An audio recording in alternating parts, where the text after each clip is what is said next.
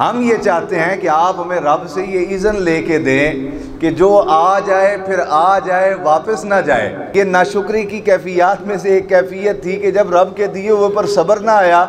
اور اپنے قبضے میں لینے کی خواہش پیدا ہو گئی، تو پھر فرمایا کہ اب تم خود وائی بیجی کرو،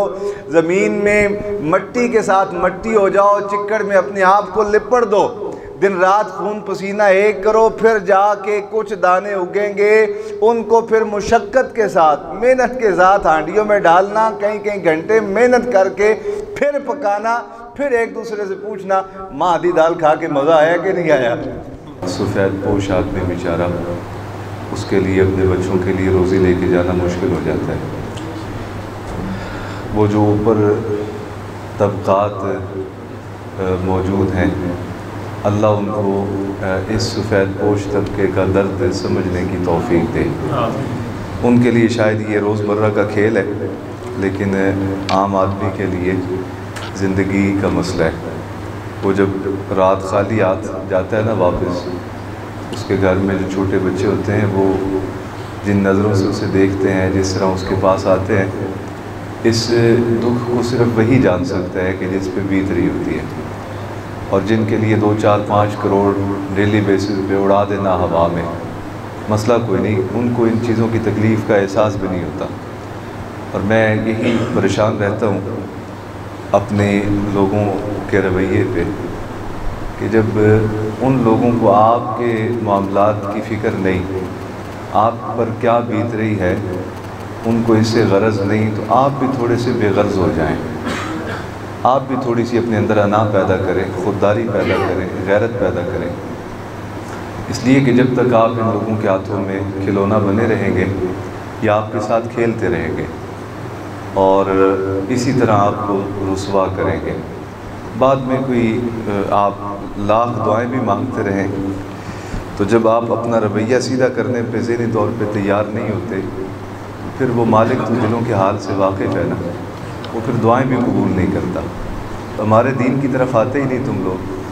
میرے محبوب نے جو زندگی بھر تمہارے لیے محنت کی، اس طرف تم دیکھتے ہی نہیں مڑ کے، وہ تمہیں اچھے نہیں لگتا۔ تمہیں ایسا لگتا ہے کہ کوئی شریف آدمی آ گیا تو وہ ہماری چوری کا دفاع کیسے کرے گا،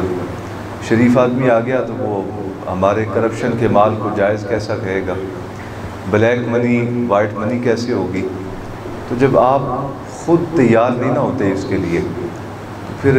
اللہ رب العالمین بھی دعاؤں کی قبولیت کے دروازے بند کر دیتا ہے۔ اور ہونا بھی ایسا ہی چاہیے، اس لیے کہ جو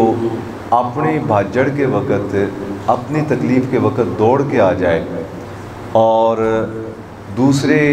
کی چاہت کی قدر نہ کرے، اسے عام سادہ زبان میں بے قدرہ کہا جاتا ہے، بے قدرہ کہا جاتا ہے۔ اور بے قدروں کے ساتھ ایسا ہی ہونا چاہیے جیسا کہ قانون فطرت ہے۔ اس لیے اللہ رب العالمین کے دین حق کے ساتھ دلی طور پہ صاف ہو جائیں، اللہ اس کے رسول کے نظام کے لیے دلی طور پہ تیار ہو جائیں، انشاءاللہ تعالیٰ کوئی پریشانی نہیں۔ اللہ آپ کے لیے اس میں اتنی برکتیں رکھے گا کہ آپ کی نسلیں سنور جائیں گی، لیکن کب؟ جب میں اور آپ دلی طور پہ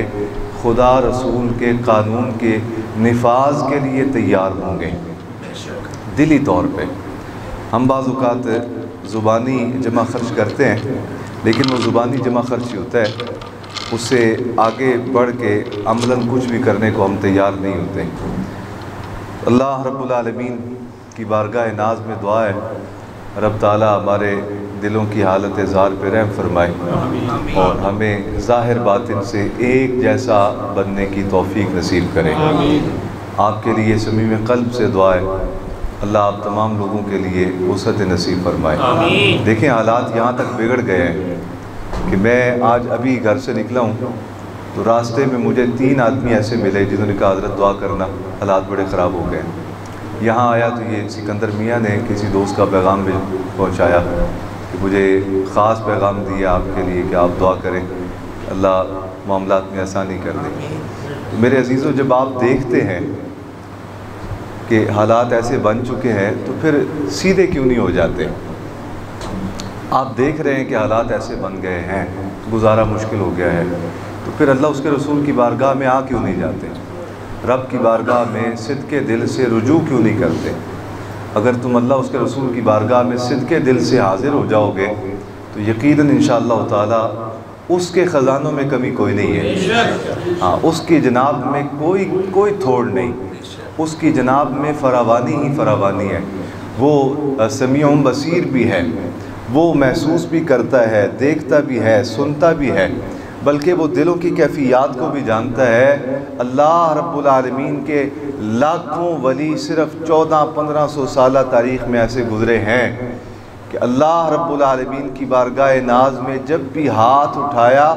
رب تعالیٰ نے خزانہ غیب سے پکے پکائے کھانے بھی مہیا فرما دیے ہیں۔ یہ اشرفیاں، یہ سکے، یہ ڈالر، یہ پیسے،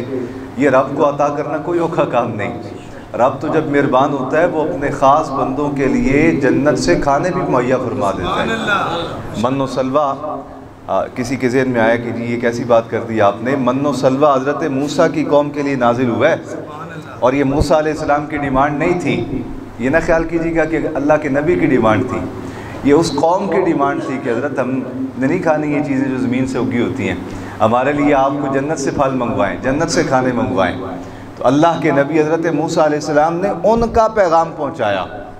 اللہ کی بارگاہ میں، ان کی طرف سے عرض کی، پکے پکائے کھانے آنے لگ گئے، حتیٰ کہ کھا کھا کے ان کی طبیعتیں سیر ہو گئیں، بلکہ شاید وہ ناشکری کی کیفیت میں مبتلا ہوئے، کہنے لگے کہ اب ہم چاہتے یہ ہیں کہ جو کھانا آئے، اصول یہ تھا کہ اللہ کی طرف سے جو آیا کرتا تھا وہ جتنا کھا لیتے بقیہ جو ہے وہ ڈھانپ کے رکھ دیتے، واپس چلا جاتا، اگلے وقت کے لیے پھر آ جاتا،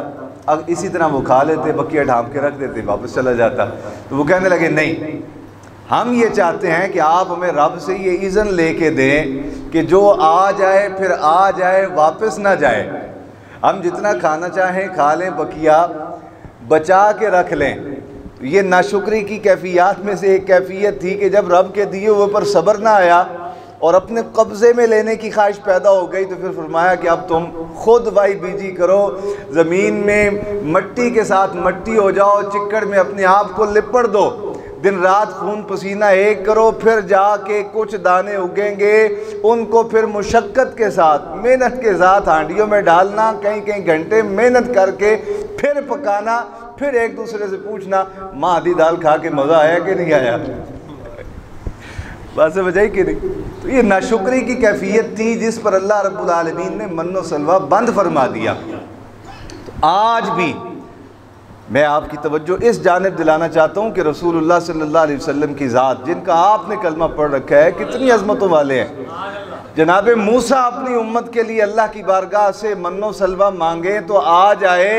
اگر امت رسول اللہ کی وفادار ہو کے عرض کرے تو کیا رسول اللہ کے عرض کرنے پر رب کی بارگاہ میں جنت کے دروازے نہیں کھل جائیں گے؟ اس امت کے لیے رحمتوں کے دروازے نہیں کھل جائیں گے؟ کھلیں گے، لیکن اس کے لیے ایک ہی شرط ہے کہ اس دل کی وادی کو خالص طور پہ صاف کر لو، بس اس میں اللہ اس کے رسول کی محبت کے علاوہ کسی اور کی محبت نہ ہو، اس میں رب رسول کے علاوہ کسی اور کی طلب نہ ہو۔